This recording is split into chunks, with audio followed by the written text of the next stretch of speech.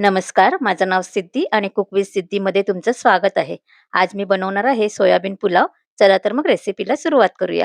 सर्वात प्रथम मी हे 150 ग्राम सोयाबीन गरम पाण्यात 10 मिनिटांसाठी भिजत ठेवले होते आणि त्यात थोडंसं मीठ घातलं होतं. तर आता आपण यातलं पाणी सर्व गाळून घेऊया. आता गॅसवर एक कुकर ठेवूया आणि त्यात एक मोठा चमचा तेल आणि तूप टाकून घेऊया. मग यात टाकूया जिरं, मिरी, लवंग, तेजपत्ता, हिरवी वेलची, मसाला वेलची आणि चक्रफूल. मग आलं लसूण पेस्ट, अर्धी वाटी कांदा आणि अर्धी वाटी टोमॅटो टाकून हे छान परतून घेऊया. कांदा आणि टोमॅटो मऊ झाला, की यात टाकूया हा मालवणी मसाला, लाल मिरची पावडर, शाही बिर्याणी मसाला, हळद, धनेपूड, जिरेपूड आणि कांदा लसूण मसाला. आता हे छान तेल सुटेपर्यंत परतून घेऊया. तुम्ही इथे पाहू शकता आपल्या मसाल्यांना छान तेल सुटलं आहे. तर आता यात टाकूया अर्धी वाटी दही, गाजर, मटार आणि फरसबी.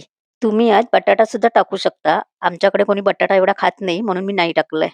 मग यात सोयाबीन टाकून हे सर्व मस्तपैकी मिक्स करून घेऊया. त्यानंतर यात 300 ग्राम बासमती तांदूळ टाकूया. हे तांदूळ मी 15 मिनिटांसाठी स्वच्छ धुवून भिजत ठेवले होते. मग यात तांदूळाच्या दुप्पट गरम पाणी टाकूया. चवीनुसार मीठ टाकूया आणि मी यात पुदिना पावडर टाकली आहे. जर तुमच्याकडे फ्रेश पुदिना असेल तर तो टाका, नाहीतर नाही टाकला तरी चालेल. आता याच्या 3 ते 4 शिट्ट्या काढून घेऊया. हे बघा आपला मस्तपैकी सोयाबीन पुलाव तयार झालेला आहे. तर याला कोथिंबिरीने गार्निश करूया. हा पुलाव तुम्ही रायता किंवा पापडसोबत सर्व्ह करू शकता.